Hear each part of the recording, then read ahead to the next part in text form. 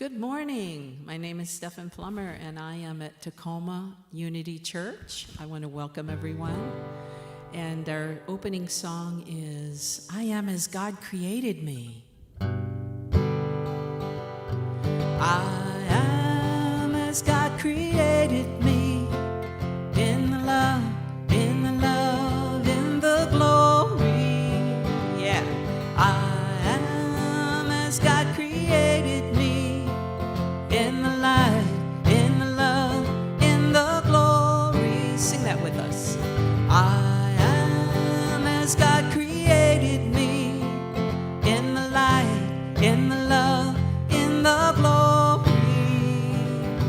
I am as God created me, in the light, in the love, in the glory. In the light, in the love, in the glory. In the light, in the love, in the glory. In the light, in the love, in the glory, I am. In the light, in the love, in the glory. In the light, in the love, in the glory. In the light, in the love, in the glory, I am. I am as God created me, in the light, in the love, in the glory. I am as God created me, in the light, in the love, in the glory. In the light, in the love, in the glory. In the light, in the love, in the glory. In the light, in the love, in the glory, I am. In the light, in the love, in the glory. In the light, in the love, in the glory. In the light, in the love, in the glory, I am.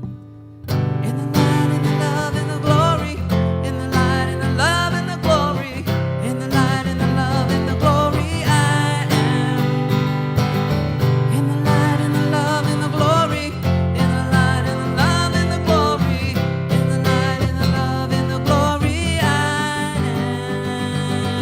am. Yeah. Woo! Awesome. Thank you so much.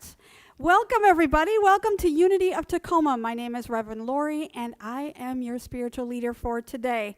If this is your first time watching, we would like to welcome you. And if you've been here before, welcome back. We're so glad that you're here. If you ever need us at Unity of Tacoma and you're not here on a Sunday morning watching us, you can go to our website at unityoftacoma.org and check out our past messages and prayer and meditations and all of the wonderful nourishing things that we have on our website. So check us out at unityoftacoma.org. I'd like to introduce our musical guest. We had Stephan Plummer today. So awesome. I love that song. What a way to start off the service. It was great, and I heard her practice earlier, and I'm so excited to all the music's going to come, and I'm just thrilled that you're here. Thank you for being here. Mm-hmm. Today is our second Sunday of Faith in Action. And if you're new to Faith in Action, we will be covering a book within the messages and throughout the next 7 weeks through study groups and things like that. And our book that we're studying right now is Thich Nhat Hanh's Silence, the Power of Quiet in a World Full of Noise. And if you're following along in the book, this week we are doing chapter 2, which is Radio Nonstop Thinking. A little later during the announcements, I will have the days and times of the study groups that we have throughout the week. We have 3 different days and times that you can come and you can be part of a study group. So please stay till the very end to the announcements, and I'll let you know when you can join if you haven't already joined a study group. I would also like to share with you our wonderful, beautiful pond with our lotuses. And last week we had Victoria. Today's lotus is this wonderful green one right here. And this was done by Linda. And so it's beautiful with the Bodhi tree on it. And I just love the way that people contribute their artistic talent to what we're doing here on Faith in Action. We also have these white lotuses. These are the people that wanted their names on the affirmation wall, on the affirmation pond. And they're all here from last week. And if you would like to have your name on the affirmation pond, please let us know. We can put your name on next week's lotuses, which will be green.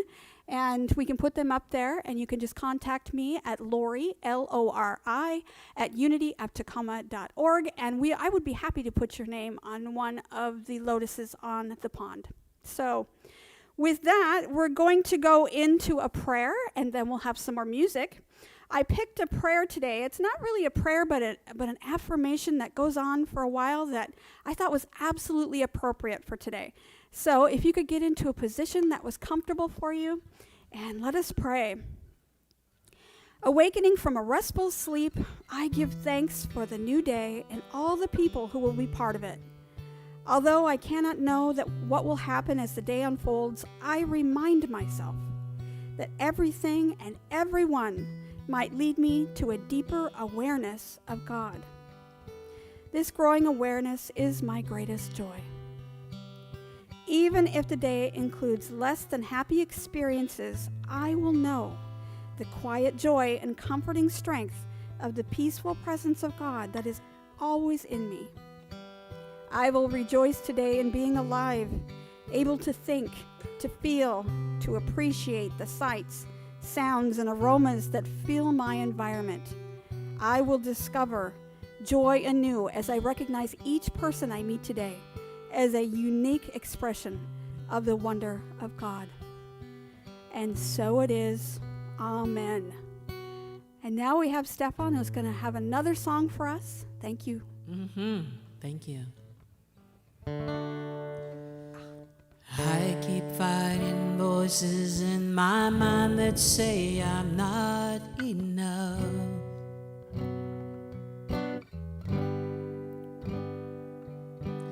Every single lie that tells me I will never measure up.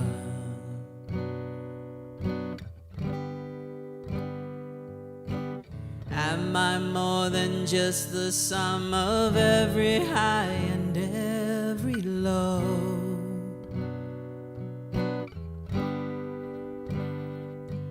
Remind me once again of who I am, because I need to know.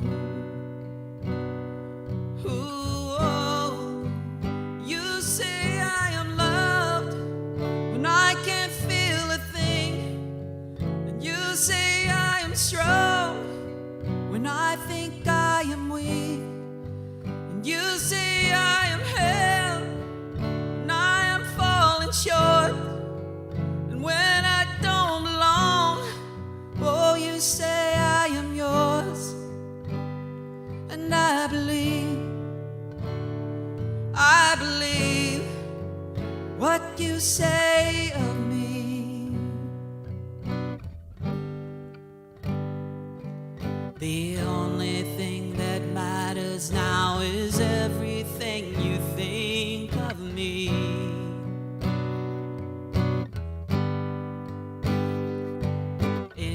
I find my worth, in you I find my identity.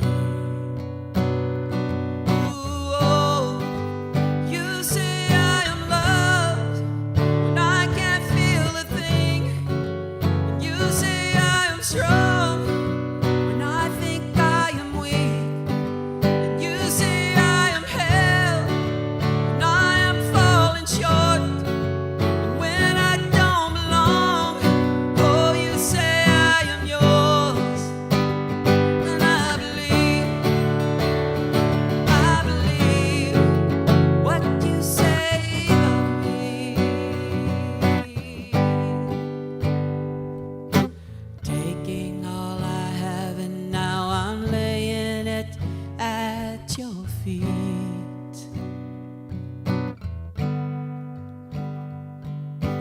You'll have every failure, God. You'll have every victory. Oh, you say I am loved when I can't feel a thing. Oh, you say I'm strong when I think I'm weak. Oh, I know I'm held when I am falling short, and when I don't belong. You say I am yours. Oh, and I believe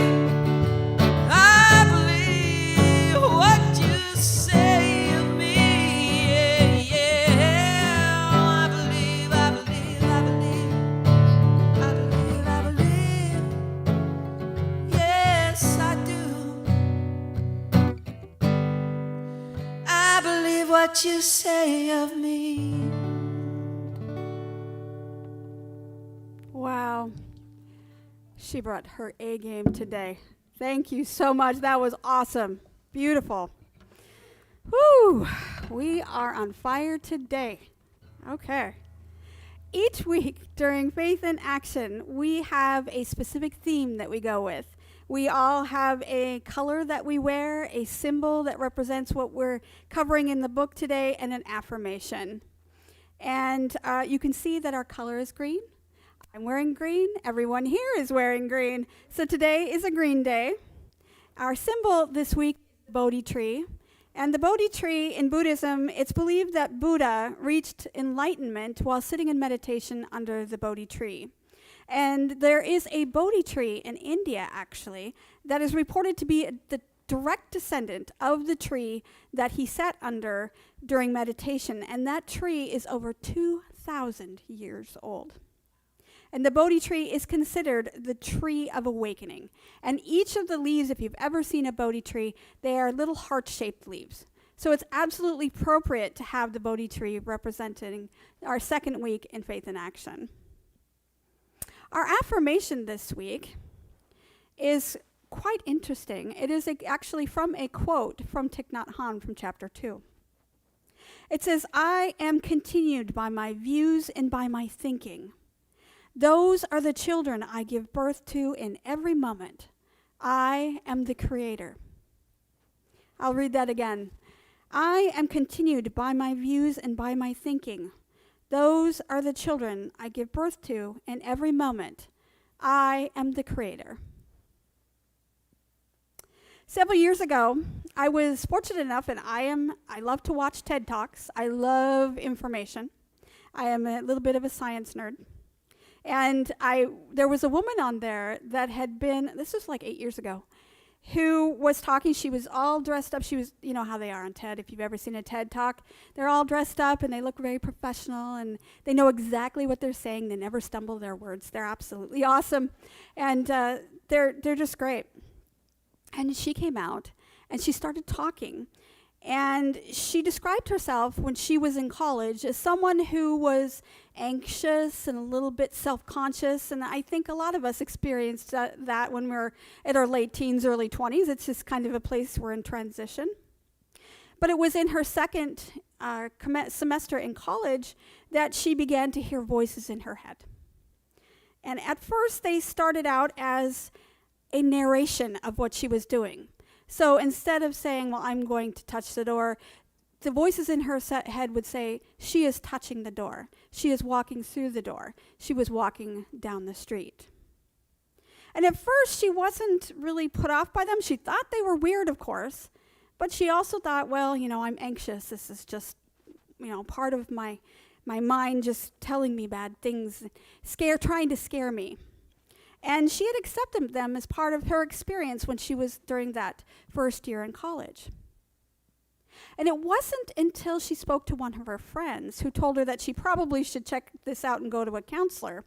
And then that counselor sent her to a psychiatrist that she realized that the voices in her head were something she should be worried about, something she should be concerned about.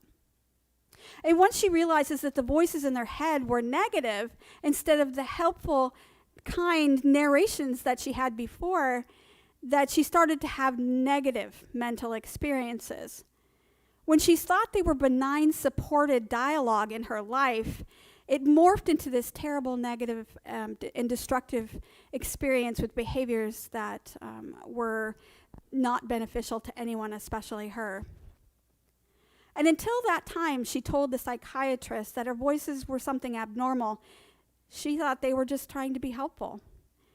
And for years after her diagnosis with schizophrenia, she would be in and out of psychiatric hospitals, on treatments for her disorder, on various different kinds of medications, seeing various different kinds of doctors.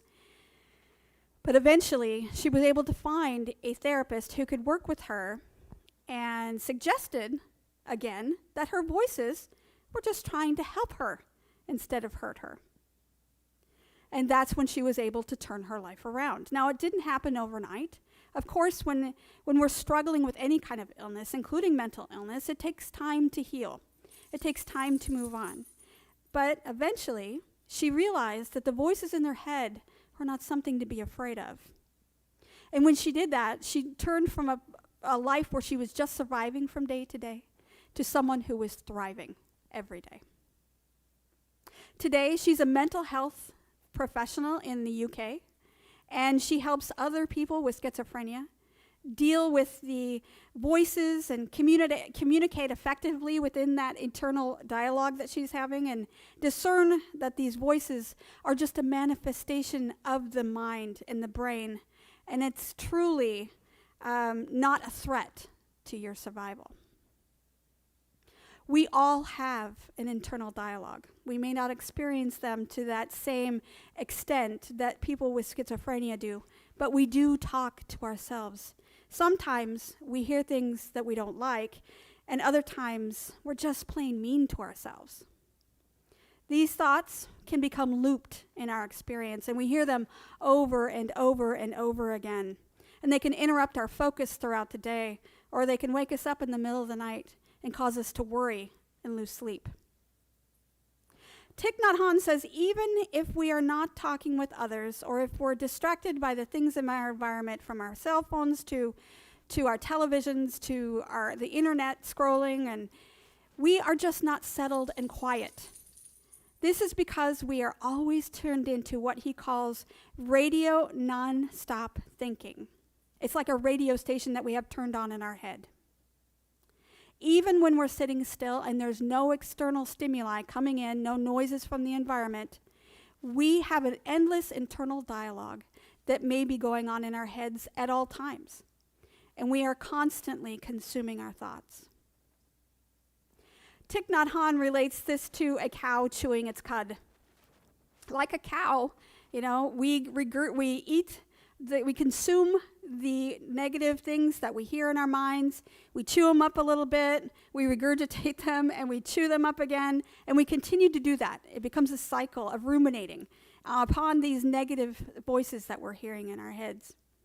We need to learn to turn off this radio non-stop thinking. It's not good for our health, and it's not good for our consciousness to consume all that negativity. Now, it's not the fact that all thinking is necessarily bad, and that's not the case. Thinking can be very productive. The thoughts that we think are often a product of our experience or how we're feeling. We think about thinking as being a type of fruit, and he was talking about that in Thich Nhat Hanh in the book. Some fruits are very good, and other fruits are just not quite ripe or just plain bad. And so some things you can consume and hold on to, and other things you should just discard. And the same thing goes with our thoughts. We are our thoughts, but we are at the same time our feelings and our perceptions and the wisdoms and the wisdom that we have accumulated and the happiness that we experience and the love that we share. And when we know that we are more than our thoughts, we can make the determination not to allow our thinking to override and overtake our experiences in life. We can begin to ask ourselves, do our thoughts support our true intentions here in our lives? If not, we need to learn to push a reset button and start again. If we aren't aware of our thoughts, they can run rampant, and they can become static and take up residence within our minds. They don't wait for an invitation. They don't wait for us to ask them to come on in. They just come in and stay, and they don't leave. According to Buddhist psychology, there are two major parts of the mind. There's store consciousness and mind consciousness. And according to Thich Nhat Hanh, store consciousness is the lower part of the mind. This is where we store the seeds of our thoughts and our emotions. And he says there are all kinds of seeds. We have seeds of love and seeds of faith, forgiveness and joy and happiness. And we also have seeds of fear and anger and frustration and agitation. We also, in this storehouse of our consciousness, store strengths and weaknesses and things that come to us from people around us, from our family, from our friends, from everything that we've experienced in this mind consciousness. The flip side is the living room. Once the seeds in the basement are watered, then it comes to our intention within our mind consciousness. The seeds then are no longer dormant, and then they become part of the energy in our mental formation. It's what we experience. If it's a good seed, like mindfulness or compassion or love, then it feeds us. But if we're watering those negative seeds that are within our store consciousness, that are hidden there, then they become unwanted guests in our living room. They become a part of our mind consciousness, and we can't get rid of them. We practice watering the wholesome seeds so they can manifest in our daily lives. And we practice to not water the seeds that are negative so we don't have hatred or any other kind of experience we don't want. In Buddhism, this is called the practice of diligence. We need to learn how to take care of the seeds in our store consciousness because they won't remain dormant. Seeds are down there and they remain in the dark. But if we start watering them, or if we water them accidentally, then the wrong seeds begin to grow. We need to remember to remain mindful, become aware in our mind consciousness in order to be able to water the right seeds, to recognize and embrace the calm in our experience and reject any negativity that we don't want. And many of us have suppressed emotions that we're hiding in that basement, our store consciousness, that may be causing pain or suffering or anger that you may not even be aware of. It can be a result of your past experience. You may have been oppressed or had a situation that made you feel uncomfortable or feel mistreated. And these seeds of pain remain in this dormant state until eventually they pop up in areas that we don't want them to show their faces. We don't want to experience them at all. But we need to remember that we also need to understand that those seeds that are suppressed, those areas within our minds that are not looked at, do need to be seen, and they need to be cared for, and we need to pay attention to them because we don't want to water the wrong seeds. We want to make sure that we are keeping track of all of our emotions, all of our thoughts, even the ones we don't want to see. We need to look at those as well, because we want to make sure that they don't get out of control. Of course, we have also had happy and joyful experiences in our past. And we want to keep track of those as well, because we want to nourish those. We want to water those. We want to keep those negative experiences that we know that are there, that we have acknowledged that are there. We want to keep them under control. But we also want to cultivate those joyful experiences. And when we become mindful, we're able to focus our attention on those that need to be nurtured and making sure that those others don't get out of control. Our thinking often goes unchecked. We can think in circles and go round and round and round again. And we lose control of the seeds within our consciousness. And this time of rumination, of course, it doesn't help us. It actually hurts us. And we think of, by paying attention to all of the thoughts of our head, all of the things we think we misunderstand that the things that our brain is are saying to us is not necessarily good. And it's not necessarily coming from our higher selves that we like to believe. Sometimes our minds are incorrect. They do make mistakes. The minds make mistakes and they tell us the wrong thing. They are created to look out for danger within our environment. So erring on the side of caution is a default for the brain. It's what it looks for. Human beings want to see if there is danger around that corner. Because of that, our inner dialogue remains on the negative side as a default. It helps us to search for and look for danger in our environment. It might say, you can't do that, or don't go there, or beware of that person, when there's actually nothing to be afraid about. There is no danger. Our inner dialogue is trying to keep us safe, and that's what it's supposed to do. But this can be very limiting. In fact, if everyone listened to their negative inner dialogue that told them not to do something, there would never be an innovation, there would never be a new invention, and there would be no evolution. If we didn't take a risk and we were completely listening to our negative inner dialogue, then we would never be able to experience any type of growth. And we might not ever see the world in a different light if we didn't take those risks. Each of us has a choice. We can choose our thoughts. You can either choose the thoughts that are uplifting, or you can choose those ones that are negative. It is up to you. It's where you place your attention. And by doing so, you can either create a quiet space within yourself, or you can create one that's full of turmoil and unrest.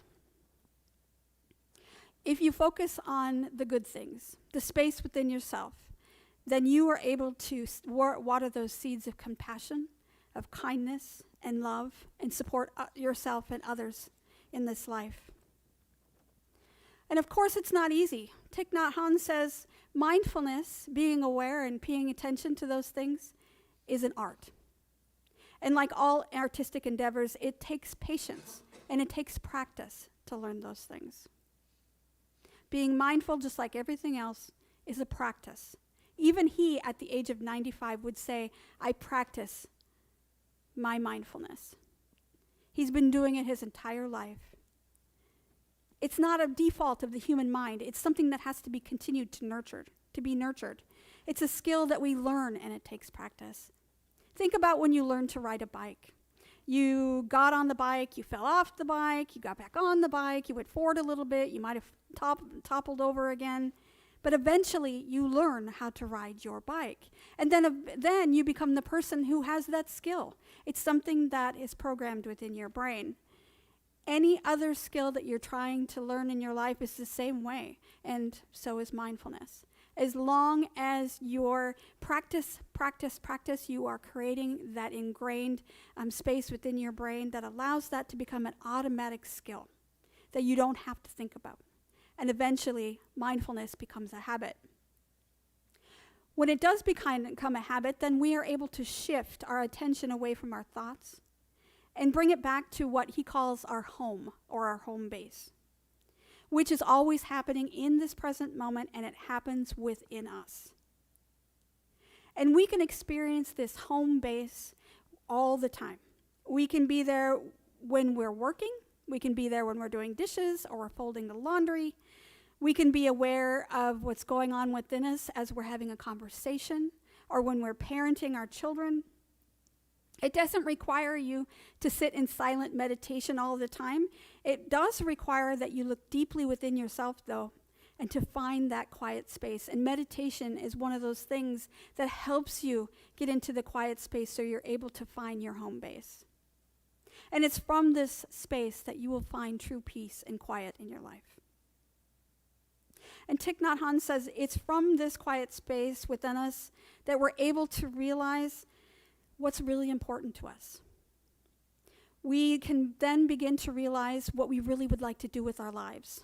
Instead, we often focus on what other people want us to do, what other people have told us is best for us, or on the path that they chose for us. But when we're at our home, when we're in our home, in our quiet space of mindfulness, we're able to see exactly what we want for ourselves. And from that space, we can move forward into a direction that is nurturing, that is positive, and is able to support you on your journey, not someone else's. He explains that we don't want to come to the sad realization and on our deathbed that we never went after what we truly wanted. We experience so much stress, and we become victims of our own success. The problem is that we never able to experience joy from this success because we're so busy trying to become successful. You see, no one ever becomes the victim of their own happiness. And when you make your own happiness a priority, you become a more successful person in your work. You become more successful in the things you want to do in life. It's because you're happier and you're more peaceful. And you have a better quality of life no matter what it is you're doing. The key is to find what you truly want to do. And you can do that by practicing mindfulness. You're able to see what's available to you in the moment, to be able to see those opportunities you might have missed by when you weren't paying attention. And you can take that opportunity that arises and move forward with it. And you can do that with mindfulness. You will never waste your time practicing mindfulness because as a byproduct, you will feel more compassion and kindness and love towards yourself and to others.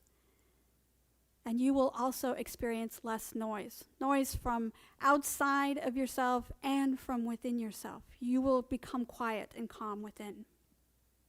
And without this noise that distracts you from without and from within, you will be able to discern your truest desires and be able to move in a direction where you're able to water the seeds that are important to you, and you will have wonderful success in the areas that you choose.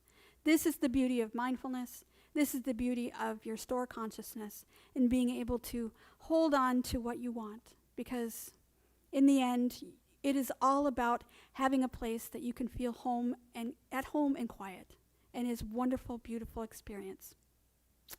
We're going to have another song here in just a minute from Stephan, and we're going to have a meditation that's going to help us to become more mindful and to be able to see our thoughts as they are arising in our consciousness. But first, we're going to listen to a song, and I'm really excited to what you have because it's been beautiful today. Thank you. Thank you so much, and I love your talk, and I thought of a song that I wrote. It's from my first CD. It's called All These Fruits I'm Bearing. So as you were speaking, this one came to me.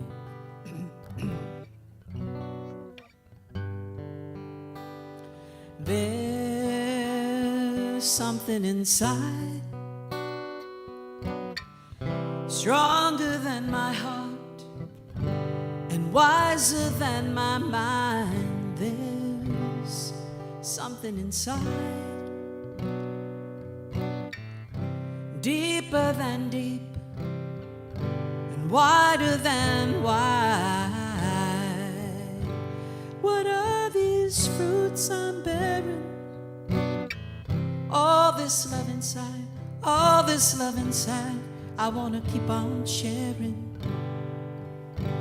What are these fruits I'm bearing? All this love inside, all this love inside, I want to keep on sharing. God, sunshine of truth, warming my life, transforming my strife, performing the miracles of seeds, turning into fruits, like life everlasting and love never ending, and the peace of surrendering to. All these fruits I'm bearing, all God's love inside, all God's love inside, I want to keep on sharing with you. All these fruits I'm bearing, all God's love inside, all God's love inside, I want to keep on sharing. God, sunshine of truth, warming my life, transforming my strife, performing the miracles of seeds, turning into fruits, like life everlasting and love never ending, and the peace of surrendering to. All these fruits I'm bearing,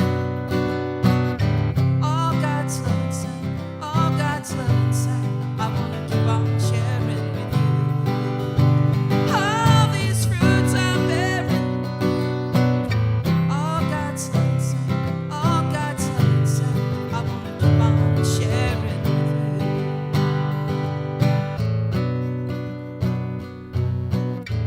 All this love inside, all God's love inside, I want to keep on sharing with you.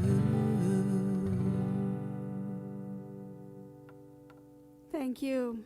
Wow, that was perfect. Today's meditation is a little bit different. And we are going to do something called a cognitive diffusion exercise. And it's from the book Act Made Simple by Russ Harris.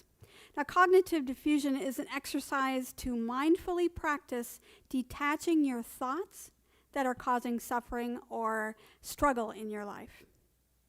The first step within this practice is to recognize and identify that you are the observer in this situation. You are not the thoughts themselves. You are the eternal and mindful presence that is capable of watching your thoughts enter into your conscious awareness, remain in that awareness, and then leave your awareness. It is a constant flow. This exercise allows you to identify patterns of thinking that are negative and especially negative self-talk that causes you emotional distress. Rather than choosing to become caught up in the negative thinking all the time, you can learn with this type of meditation to detach from those thoughts. Cognitive diffusion is an exercise from acceptance and commit therapy, and today's meditation is titled Leaves on a Stream.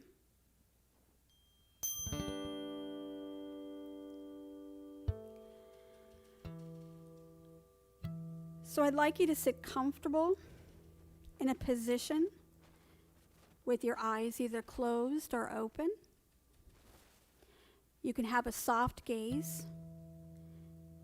You can either look softly in front of you or at the end of your nose. Whichever you'd like, as long as you're in a comfortable position. Visualizing yourself sitting in a comfortable position outside. Bring that to your mind's eye. And as you're sitting, wherever that is, whether it be on a bench or a mossy rock or a piece of log that's just in the right space in the sun, I would like you to visualize yourself sitting beside a gently flowing stream. And upon that stream, there are leaves floating along the surface of the water. Different colors, from red to yellow to orange. And they're just slowly drifting down the stream.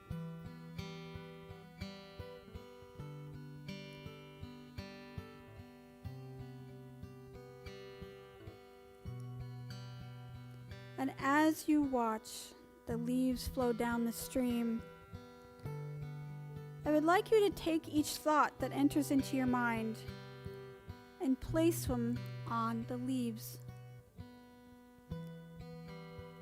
Leaf by leaf, thought by thought, put each one on a leaf and let it float by.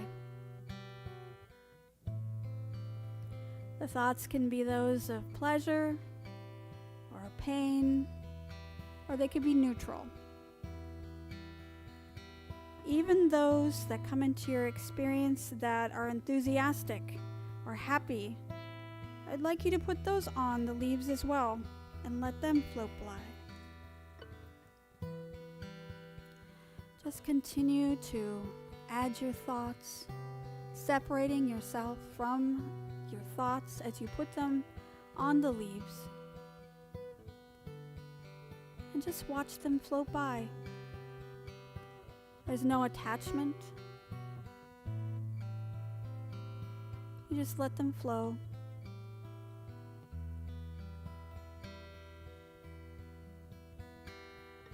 If your thoughts stop for a moment and you don't have any more to put on the leaves, that's okay.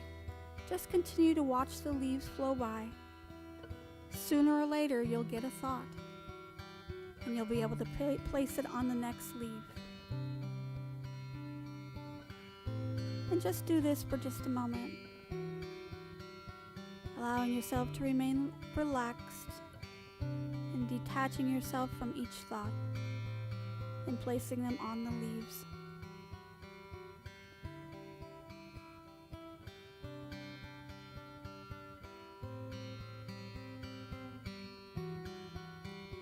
Allow the stream to flow at its own pace.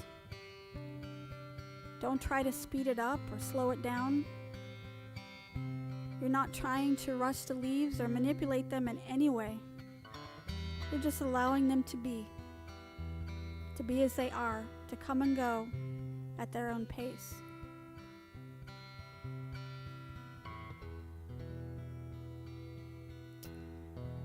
If your mind starts going into a negative direction, telling yourself, this is dumb, or I'm bored, or I'm just not doing this right, place those thoughts on the leaves as well and let them pass.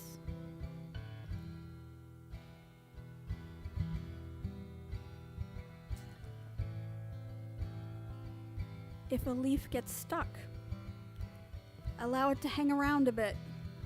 Look at it, watch it.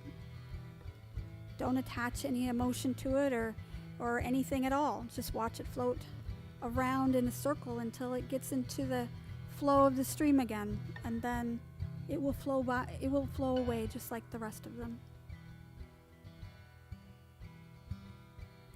And if there is a thought or an emotion that came up before and you already put it on a leaf, that's absolutely fine.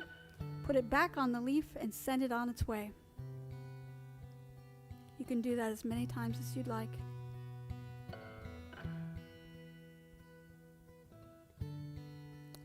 If there are difficult or painful feelings or thoughts that arise in your consciousness, just let them go. Acknowledge that it's there, but allow them to move on.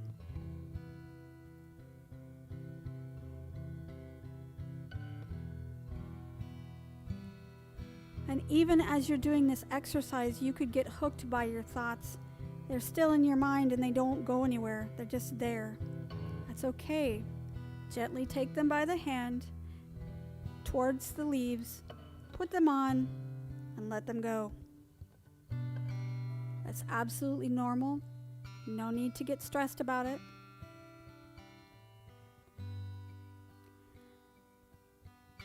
And as we sit, just continue. Continue with this exercise for just a few more seconds in silence, just watching the leaves float by, adding any new thoughts.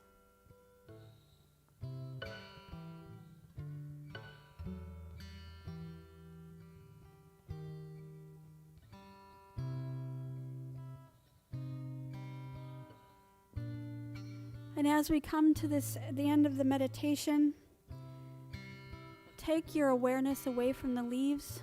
The leaves are still floating downstream. They're still beautiful. Thank them for helping you throughout this exercise. Take a deep breath in and let it out. Noticing that the stream is getting further and further away from your consciousness. And you become closer and closer to the space where you're sitting. Take another deep breath in and let it out. Feeling yourself now within this physical space. And when you're ready, you can open your eyes and bring your awareness back to your waking consciousness.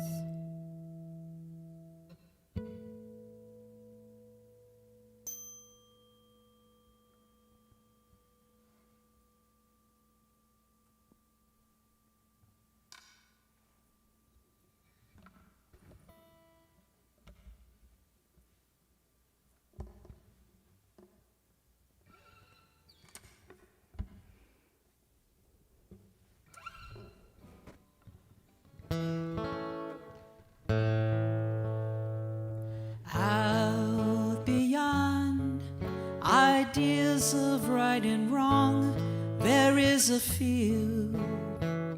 I'll meet you there.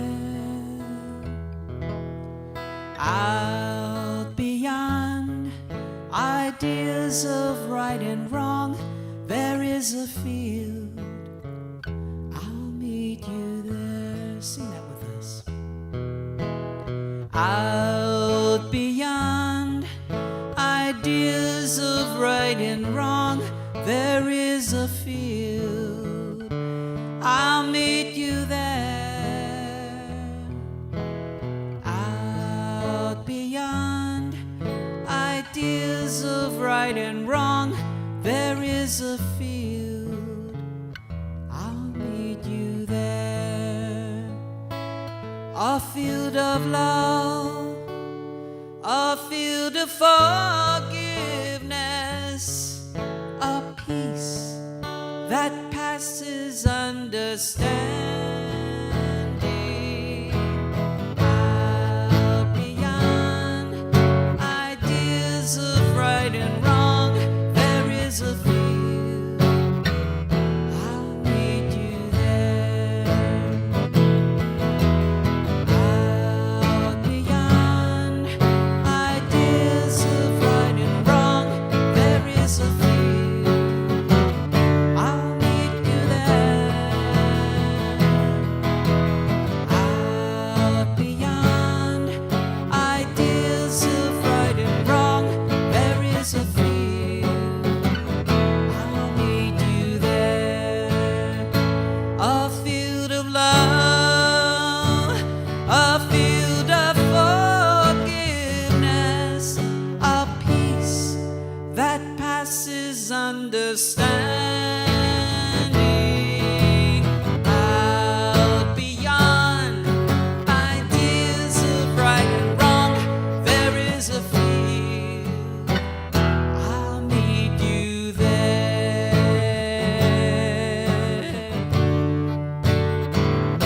I'll meet you there.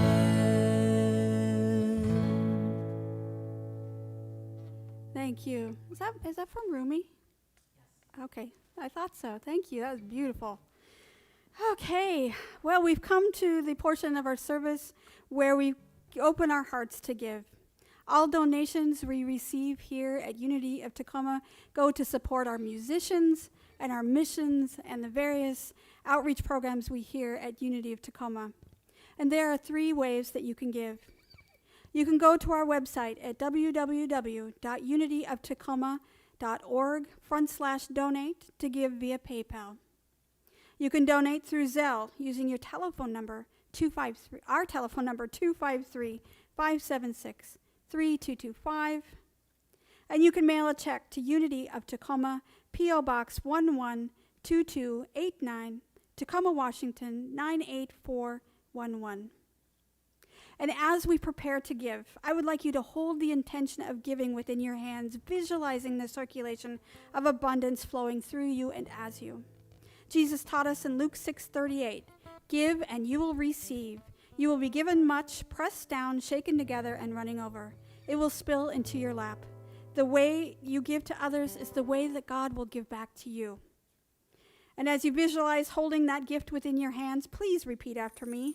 Divine love flowing through me blesses and multiplies all that I am, all that I have, all that I give, and all that I receive.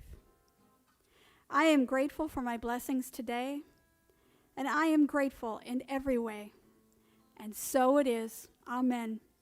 May the blessings of your love of your gift and everything bring back to you 100%. We thank you for your love and support of Unity of Tacoma. And now I have some announcements. Our announcements: join us next Sunday, October 17th, during our live stream, and we will be on week 3 of Faith in Action. And we'll be in the chapter within the book, Silence, the Power of Quiet in a World Full of Noise. And the chapter is titled Thundering Silence. Our theme next week and color is red, so you'll see that we'll all have red up here. I hope that you'll join us in that. Our symbol will be the Vajra, and I'll explain that to you next week, what that is. We have study groups that are ongoing throughout this week, and we have 3 different days and times that you can join. We have Wednesday at 4 p.m., Thursday at 6:30 p.m., and Friday at 6:30 p.m. If you're not signed up for a book study and you would like to check us out and see what it's like, we meet on Zoom online, and I can send you a link. You can email me at lori@unityoftacoma.org. That's LORI@unityoftacoma.org, and I can help you get signed up for one of those groups. They're a lot of fun, a lot of laughter, a lot of sharing, and just a good way to connect with people during this time of separation. And I guess that's pretty much all we got. And again, if you would like to have your name put on the affirmation pond, please let me know. And again, you can email me, and I would be happy to put your name on the pond. So I will take us out with a benediction, and then Stephan will lead us out with our peace song. Let's set the intention that each day we take a few moments to calm our bodies and our minds. When we allow our perceptions to be quiet and peaceful, we can open up a space for joy within our lives. This joy will nourish us, inviting healing and well-being into us. We accept that our own peace and quiet is within our control, and we can choose. And we strive to make this our default programming, and we water those seeds. We accept this as truth, and so it is. Amen. So Stephan's going to take us out with our peace song, and I hope you all have a wonderful week. Please join in. Let there be peace on earth, and let it begin with me. Let there be peace on earth, the peace that was meant to be, with God as a creator, family all are we. Let us walk with each other in perfect harmony. Let peace begin with me. Let this be the moment now. With every breath I take, let this be my joyous spell. To take each moment and live each moment in peace eternally. Let there be peace on earth, and let it begin with me, with me. Woo! Have a wonderful week, everyone.